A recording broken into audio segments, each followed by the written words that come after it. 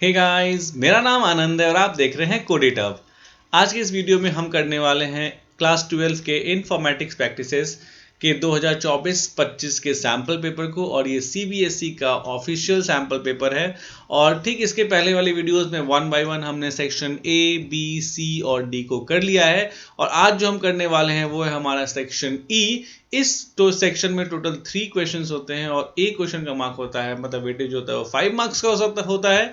इसलिए हम जो है इस सेक्शन को करेंगे और पाएंगे कितने, टोटल 15 मार्क्स। तो चलिए स्टार्ट करते हैं।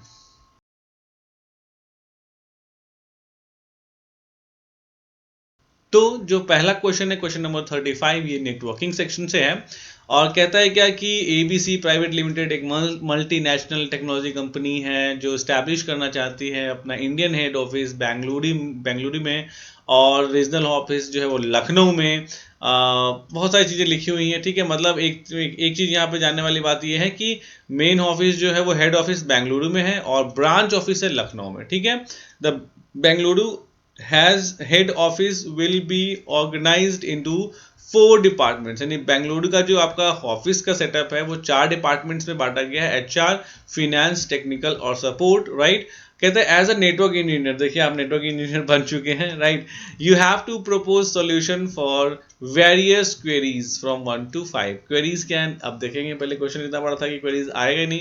पहले तो ये जानिए कि हाँ, ये लखनऊ रीजनल ऑफिस है और यहाँ पे हमारा बेंगलुरु का जो है हेड ऑफिस है, राइट। अब इसमें क्या है, एचआर से फिनेंस की दूरी 65 मीटर दी हुई है, एचआर से टेक्निकल, एचआर से सपोर्ट, ये सारी दूरी दी गई, डिस्टेंसेस दी गई, इसको हम बाद में देखेंगे। एक चीज हमारे देखने वाली बात यह है कि बेंगलुरु से जो है वो लखनऊ की दूरी काफी है, दैट इज 1900 किलोमीटर। बाकी सब मीटर्स में बहुत कम है, ये सबसे ज्यादा है दोनों के बीच में डिफरेंस।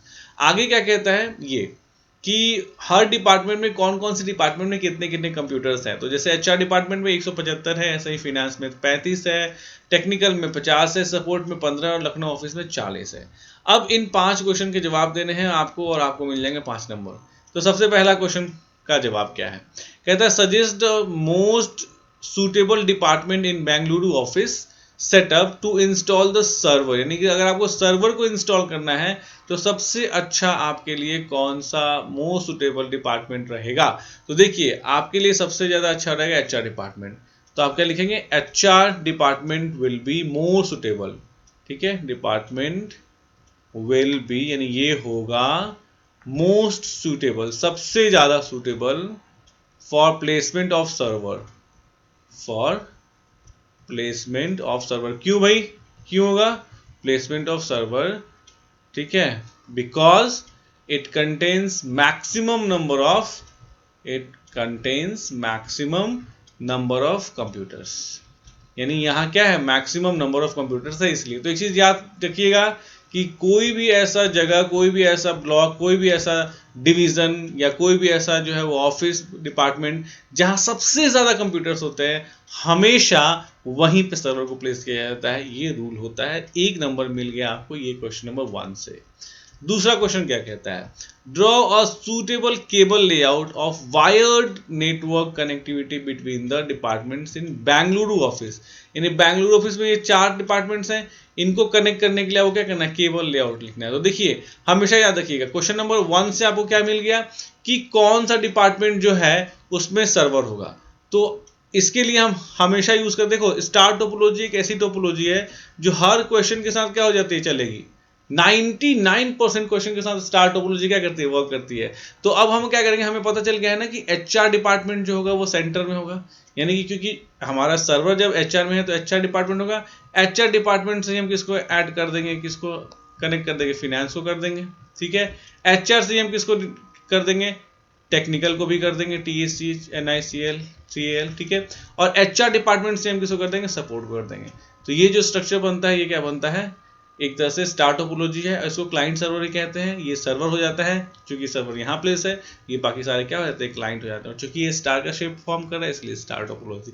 स्टार टोपोलॉजी 99% सवालों में सब में चलता है, तो आप आसानी से इसको यूज कर सकते हैं। Now third, which networking device would you suggest the company to purchase to interconnect all the computers within a department. देखो आप अपने कंप्यूटर लैब में भी जाते हो जैसे स्कूल के, क्या होता है वहाँ पे एक मेन कनेक्शन आता है ना, एक मेन वायर आती है जो इंटरनेट की होती है, और वो एक वायर को मल्टीपल कंप्यूटर्स में देना होता है, जिसके लिए हम किस डिवाइस को यूज करते हैं, स्विच या हब को यूज करते हैं। ठीक है, स्विच या हब एक ऐसी डिवाइस है जो एक कनेक्शन को मल्टीपल कनेक्शन में क्या करती है, डिस्ट्रीब्यूट करने का काम करती है। तो थर्ड का क्या हो गया आंसर हमारा, स्विच या हब। इतना ही लिखना था, 1 नंबर मिल गया। इतना ही लिखने के लिए आपको 1 नंबर मिला है। नाउ फोर्थ क्या कहते हैं, the company is considering establishing network connection between its Bengaluru head office and Lucknow.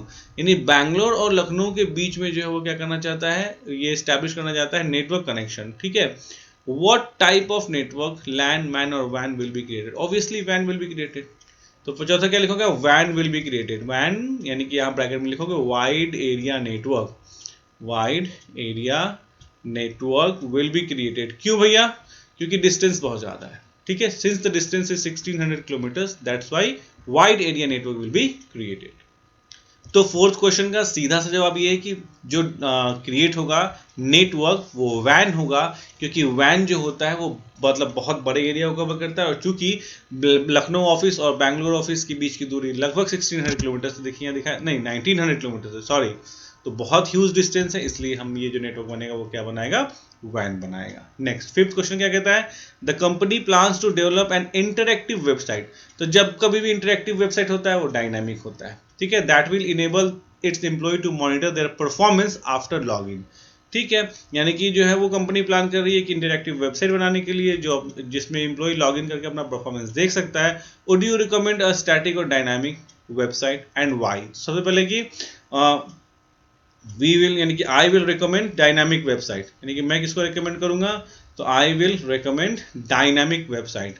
अब डायनामिक वेबसाइट क्यों, why dynamic website, because dynamic website is interactive, यानी जो हमारा जो डायनामिक वेबसाइट होता है वो क्या होता है, इंटरैक्टिव होता है। और चूंकि हमें यहाँ पे क्या, तो आप लिखोगे because dynamic website is interactive and since we have to show the employees data every time they log in, so the data needs to be changed every time, the updated data should be displayed, and since we need every time the data should be updated, we need dynamic website। ये करके आप लिखोगे, छोटा सा भी line लिख दोगे तो भी 1 नंबर आपको मिल जाएगा, right. So this was the question from networking section. तो ये कौन सा क्वेश्चन था हमारा, क्वेश्चन नंबर 35। एक क्वेश्चन हमने 5 नंबर का कर लिया, इसमें कोई ऑप्शन नहीं मिला आपको। अब हम आते हैं 36 क्वेश्चन पे, क्या कहता है, ये डेटा फ्रेम ऑब्जेक्ट है डीएफ। मान लो एक ऐसा कुछ बना हुआ है और जो ये ऑब्जेक्ट बना है डेटा फ्रेम का उसका नाम क्या है, डीएफ है। कहता है write Python statement for the data frame DF two, पहला print the first 2 rows of the data frame DF. तो पहला लाइन क्या करना है, प्रिंट करना है। तो प्रिंट करने के लिए क्या लिखोगे आप, प्रिंट स्टेटमेंट लिखोगे। प्रिंट स्टेटमेंट में ब्रैकेट में क्या लिखोगे, तो डीएफ डॉट हेड। कभी भी आपको पता ही है कि हेड फंक्शन का मतलब क्या हुआ, टॉप से रोज को प्रिंट करना। टेल से क्या हुआ, टेल यानी नीचे से प्रिंट करना।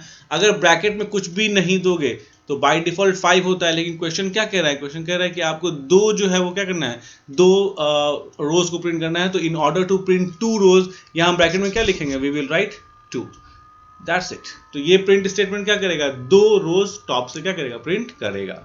नेक्स्ट सेकेंड क्वेश्चन क्या कहता है, display title of all the movies, यानी मूवीज का जो है वो टाइटल हमें क्या करना है, शो करना है।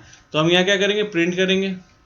किसको प्रिंट करेंगे भैया, तो डीएफ के, किसको, तो ये ब्रैकेट है ना, डीएफ के हम किसको प्रिंट कर रहे हैं, सिर्फ टाइटल को प्रिंट कर देंगे। यहाँ क्या लिखेंगे, टाइटल, डीएफ के किसको, टाइटल को क्या कर देंगे, प्रिंट कर देंगे।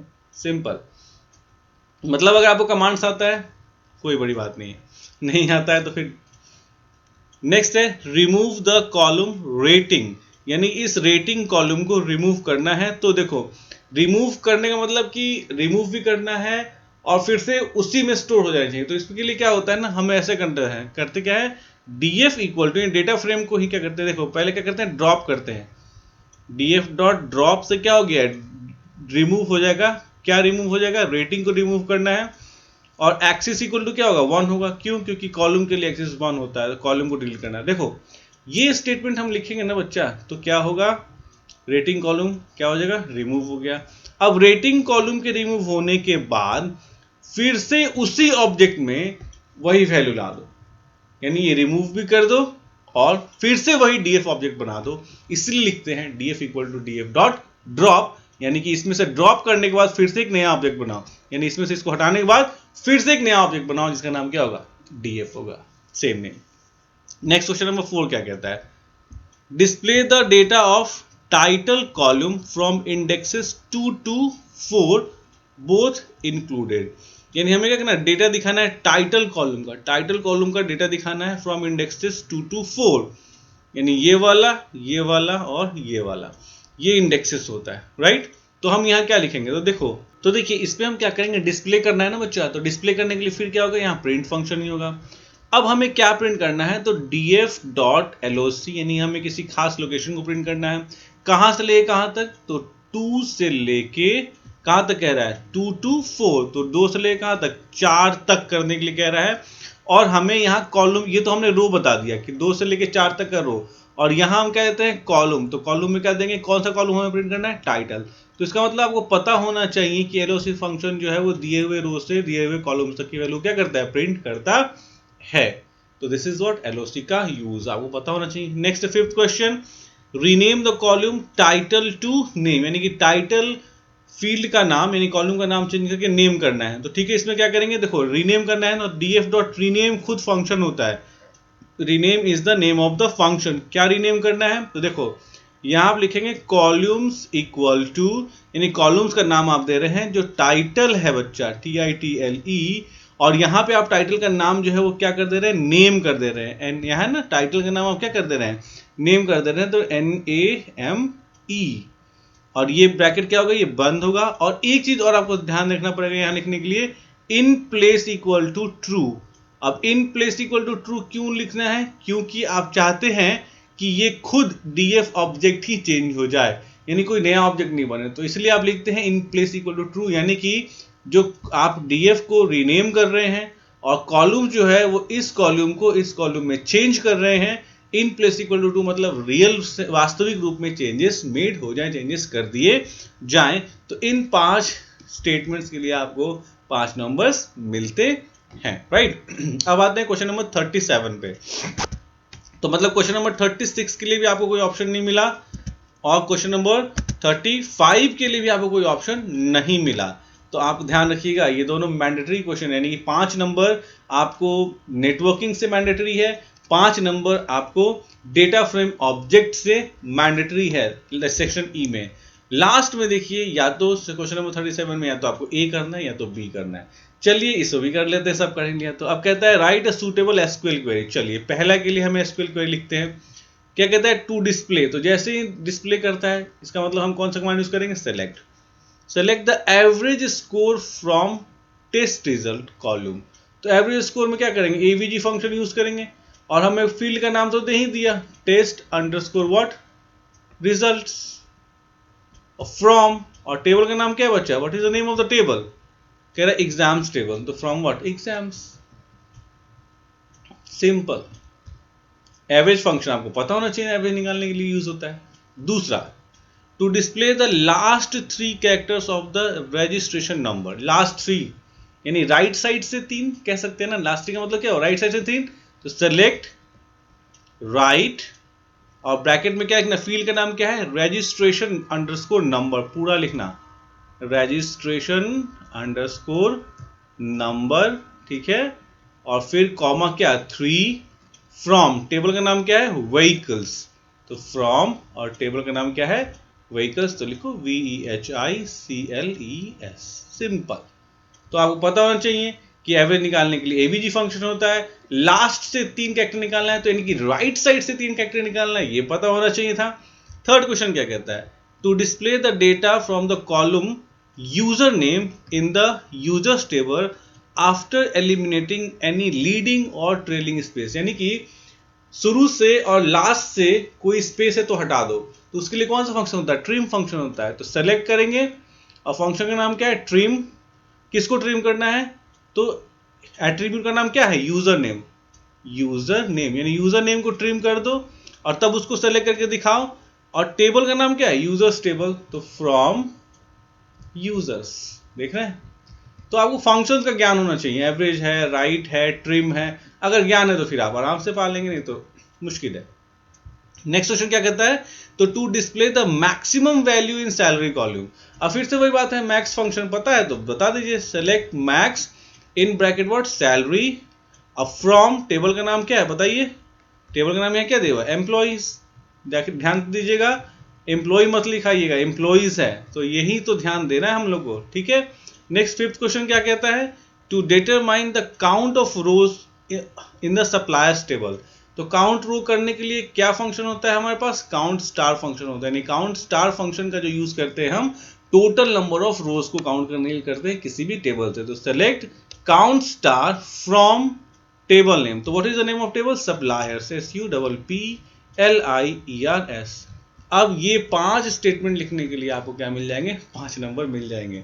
तो आपको या तो ये करना था 37 का ए, या तो आपको बी करना था, दोनों एक तरह से जुड़े ही होते हैं। देखिए कैसे, ये एक आंसर हो गया। अब चलिए बी का आंसर करते हैं।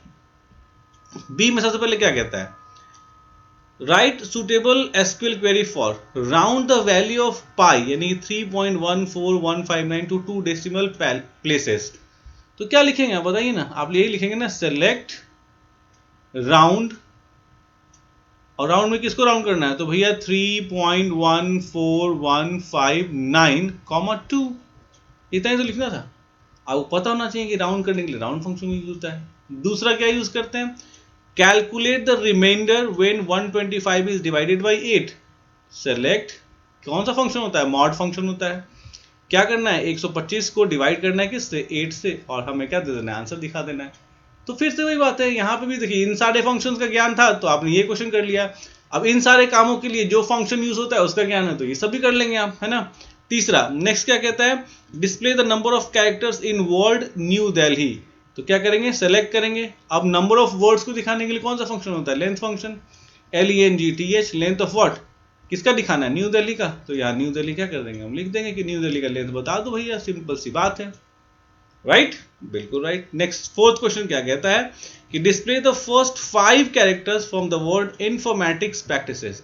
अब यहाँ देखिए, यहाँ पे कहीं लास्ट कैरेक्टर था ना, यहाँ लास्ट 3 कैरेक्टर, यहाँ क्या बोल रहे हैं, डिस्प्ले फर्स्ट 5 कैरेक्टर, तो ये लास्ट था तो राइट हो गया।